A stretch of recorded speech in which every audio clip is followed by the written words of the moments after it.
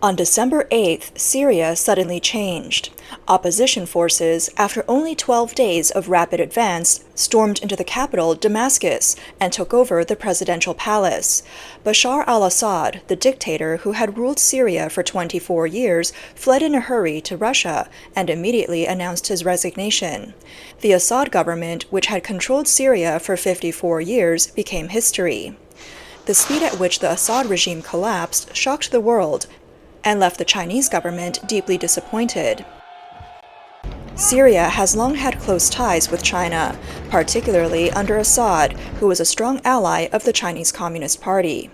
The fall of Assad's regime could impact China's political, economic, and strategic interests in the Middle East. The Chinese government quickly issued a statement expressing hopes for Syria's stability and assuring the safety of Chinese personnel and institutions in the country.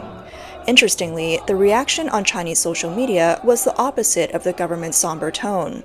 People were unusually excited.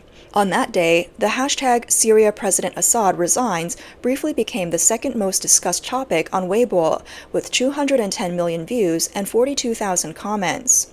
Some users shared pictures from Assad's visit to China last year, even showing him at the Lingying Temple in Hangzhou, mocking his downfall by saying, "Even Buddha couldn't save him."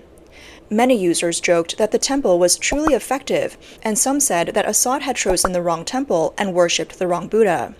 One post read, "At Lingying Temple, I made a wish for the happiness of the Syrian people. I didn't expect it to come true so quickly." A Shanghai user commented, "Without Assad, Syrians might not find happiness, but while he was in power, Syrians were definitely unhappy." Starting on November 27th, the opposition alliance led by radical Islamic group Hayat Tahrir al-Sham (HTS) launched an offensive from their base in Idlib, northwest Syria. The Syrian government forces quickly crumbled. This was the most significant development in the 13-year Syrian war. HTS leader Ahmad Shari said in a statement to the rebels, "Damascus is waiting for you." He told CNN, "The goal of the revolution is to overthrow the Syrian regime." As Assad's regime collapsed, Assad and his family fled the country. Reports say that while Assad escaped to Russia, his wife Asma, who was born in the UK, and their 3 children had already left Syria a week earlier. Assad's 2 brothers-in-law also left for the UAE. Celebratory crowds gathered in Damascus to mark the fall of the Assad regime. They toppled and trampled on statues of Bashar al-Assad's father, Hafez al-Assad. Opponents who had been imprisoned for years under Assad's regime were freed and poured out of prisons. Some crowds paraded a donkey throughout the streets, replacing Assad in a mock public display. Other celebrants flooded into the presidential palace, taking photos and even taking furniture and decorations. One resident of Damascus said, "Our real life has been poverty, scarcity, and hardship. I came to the presidential palace to see what Assad had, things we never had." The crowds were overjoyed. They said, "We've been waiting for this day for a long time." The Chinese government never expected this. Just a few days ago, when the Syrian government forces were still retreating, many pro-China figures were still publicly supporting Assad. On December 3rd, Li Xiaoxian, the director of the China Arab Studies Institute at Ningxia University, commented on a CCTV interview, saying that the opposition forces wouldn't likely defeat the government troops because the Syrian government had support from Russia and Iran, while the opposition was a ragtag group without external backing. A blogger with more than 3 million followers wrote, "Damascus will never fall. If I say it's impossible, then it's impossible." Fudan University professor Shen Yi posted a video saying, "The rebels are just taking photos in Aleppo. They don't dare to march south." Jin Canrong, vice dean of the School of International Studies at Renmin University, also posted a video saying, "As long as the Syrian government troops stay calm, they should be fine." Another blogger said, "As long as Damascus doesn't fall, Assad will win." But the reality came too fast. Just a few days later, Assad went into exile. As a result, the professors quickly deleted their videos. One of them was so upset he posted a video of himself slapping his own face. Suddenly, these influencers became the subject of ridicule. Last year, during Assad's visit to China, an article on the Chinese platform NetEase gained attention. The video said, "Syria's president's old shoes made everyone change their view of him from tyrant to someone selflessly dedicated to his country and people." The article described Assad's shoes, with worn-out soles and faded uppers, as symbols of his sacrifice. Just a year later, a Jiangsu-based blogger reposted photos of Syrian citizens storming the presidential palace, asking, if Assad's worn shoes symbolize Syria's suffering, then what do his Louis Vuitton items and countless luxury cars in the presidential palace symbolize? Assad's last moment of glory was his visit to China in September 2023. Chinese state media widely praised him as an anti-American, anti-Western hero and an important ally of China.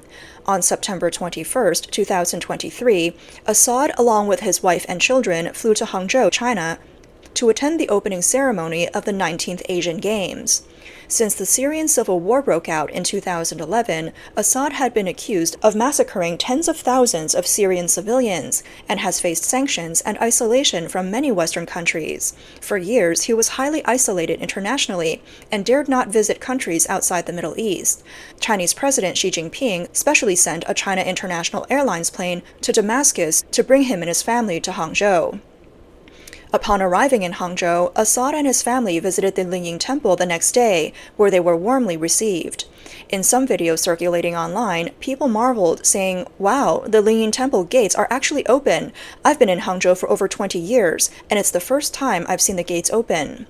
It's understood that the main gate of the Lingying Temple in Hangzhou is usually not open to the public. Historically, the gate would only be opened for visiting emperors, with the last emperor to enter being Emperor Kangxi of the Qing dynasty.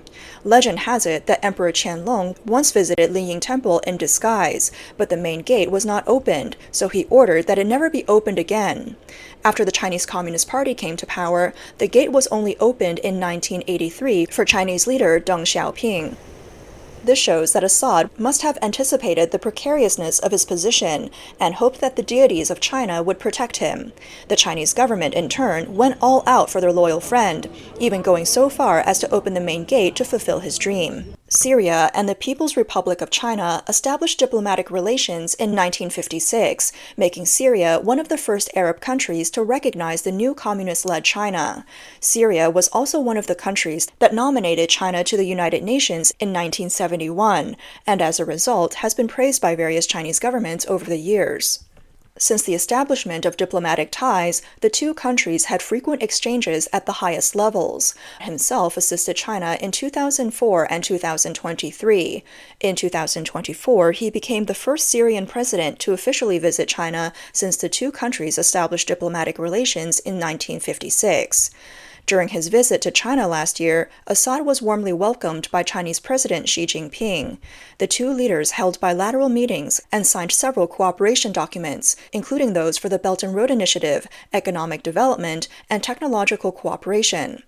After their talks, both sides issued a joint statement emphasizing the strong traditional friendship between the two countries and agreeing to establish a strategic partnership and enhance cooperation in various fields. According to a report by Xinhua news agency at the time, Xi Jinping said during the meeting that China supports Syria in opposing foreign interference, opposing unilateral bullying, and safeguarding Syria's independence, sovereignty, and territorial integrity. Assad, in turn, thanked the Chinese government for standing by the Syrian people during their crisis and suffering.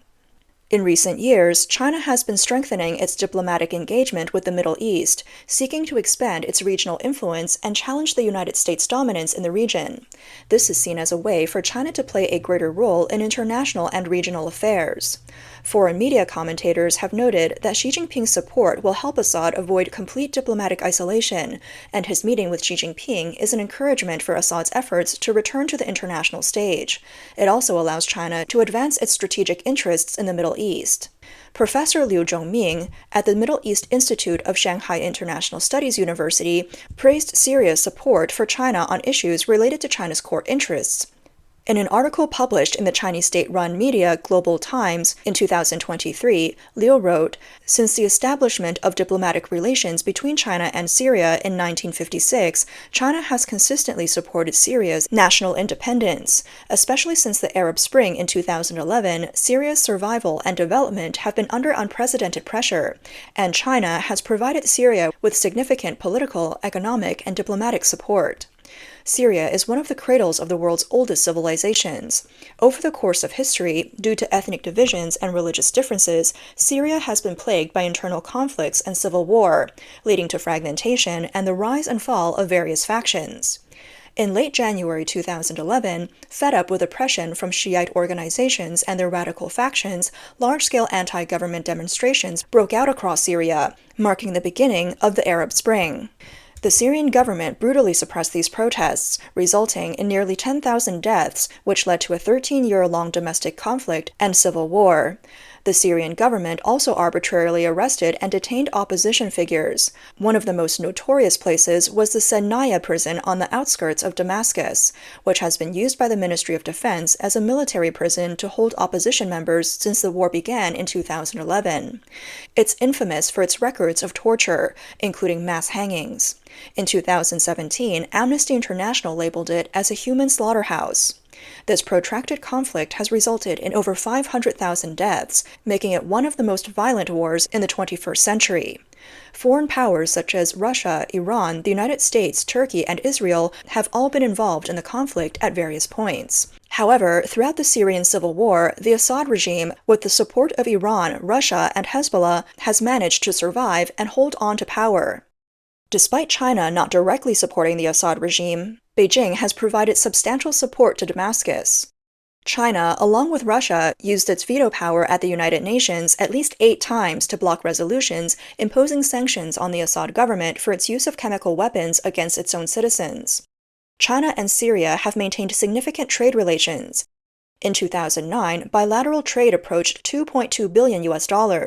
By 2010, Syria's imports from China amount to $2.2 billion, while its exports to China were just $5.6 million. Public records show that China has actively participated in Syria's oil industry. China's state-owned oil company, PetroChina, has partnered with Syria's national oil company and a Dutch firm in an oil development investment consortium. Beijing has also helped build infrastructure in Syria, including textile factories and sports stadiums. China also has a hydroelectric power station and a tire manufacturing plant in Syria. Following the outbreak of Syria's civil war in 2011, trade and economic cooperation between the two nations were impacted. In 2017, China's state news agency Xinhua reported that the Chinese government was willing to help rebuild war-torn Syria and promised to invest $2 billion in its reconstruction. Through strategic investments, China had also hoped to gain access to Syria's Mediterranean ports Latakia and Tartus, opening new prospects for the Belt and Road Initiative. In January 2022, Syria formally joined China's Belt and Road Initiative. Chinese media reported that Beijing's investments in Syria could total several $100 billion over the years. In 2023, bilateral trade was valued at $358 million, with $298 million of trade occurring from January to September that year. Some internet users have questioned whether China's investments in Syria could be at risk if Assad's government were to collapse. One user commented, "They've lent so much money, wouldn't that just be wasted?" Public opinion analysts suggest that Assad's regime could quickly collapse due to 2 main reasons. First, Assad had completely lost the support of the people, and once the right moment came, even government forces were unwilling to fight and began deserting. Second, Russia is preoccupied with the war in Ukraine and cannot provide the same level of support to Assad. Additionally, with the Hamas attack on Israel in October 2023, Hezbollah and Iran, both of whom had supported Assad, shifted their focus to confronting Israel, weakening the protection of Assad. Seeing the opportunity, Syria's opposition forces moved swiftly, almost without resistance, to overthrow Assad. While the world celebrates the fall of Assad, concerns remain whether Syria is truly entering a new era. The leader of the Syrian opposition group, HTS, has a controversial past. He previously cooperated with al-Qaeda and fought U.S. forces, leading to his inclusion on the U.S. State Department's list of designated terrorists, with a $10 million bounty on his head. He was also one of the founders of ISIS in Iraq and Syria. However, he later distanced himself from these organizations, forming his own group and declaring that it was not affiliated with any external entity. As he consolidated power, al-Golani shed his military attire for a more civilian look and began advocating for religious tolerance and diversity. In an interview with CNN, he suggested that HTS might eventually disband after Assad's fall. Whether Syria is moving towards a democratic society or merely replacing one form of tyranny for another remains uncertain. However, the world has witnessed how quickly dictatorships can collapse. The future of China's own authoritarian regime may follow a similar trajectory.